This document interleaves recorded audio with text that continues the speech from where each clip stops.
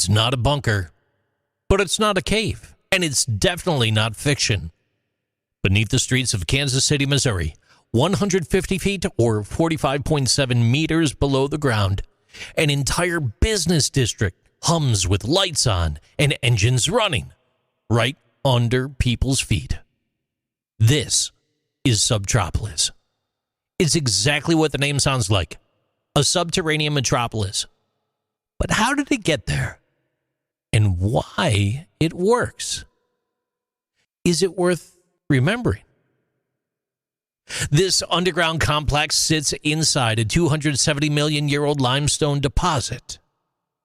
The limestone was originally mined using what's called the room and pillar method, digging out huge chambers but leaving thick columns to hold up the ceiling.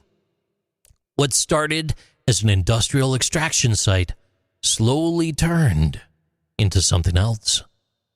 A hidden grid of roads, warehouses, and utility corridors that would eventually become the world's largest underground business complex.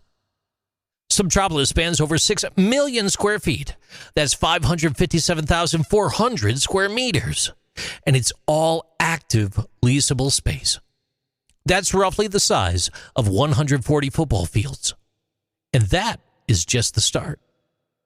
In total, it has more than 8 million square feet, 743,200 square meters, engineered for future development. Most of it's paved, and every section features concrete flooring, ventilation, electric lighting, and ceilings that rise 16 feet. That's 4.9 meters. If you didn't know that you were underground, you just might think you were in an ordinary logistics park until your phone signal drops out and doesn't work. Because it's carved from limestone, a rock with exceptional thermal stability. The environment inside SubTropolis remains consistently between 65 and 70 degrees Fahrenheit. That's between 18 and 21 degrees Celsius. And that's year-round. No heating in winter. No air conditioning in summer. That means lower energy costs, lower emissions, and minimal weather risk for anything stored, staged, or shipped down there. And who works down there? Well, the list includes major government tenants like the U.S. Postal Service and the Environmental Protection Agency. Commercial occupants range from the pharmaceutical distributors to automotive storage and film archives. They need cool, dry conditions as well. At one point, movie reels from major studios were stored in SubTropolis because the underground climate prevented film degradation. But this was not a short-term gamble. It was a long game, repurposing of post-industrial space. What some cities might have seen as exhausted mining land, Kansas City treated as real estate. And not up, down. That choice turned a cavern into a capital investment. Today, SubTropolis is managed by Hunt Midwest Real Estate Development. They didn't build a fantasy.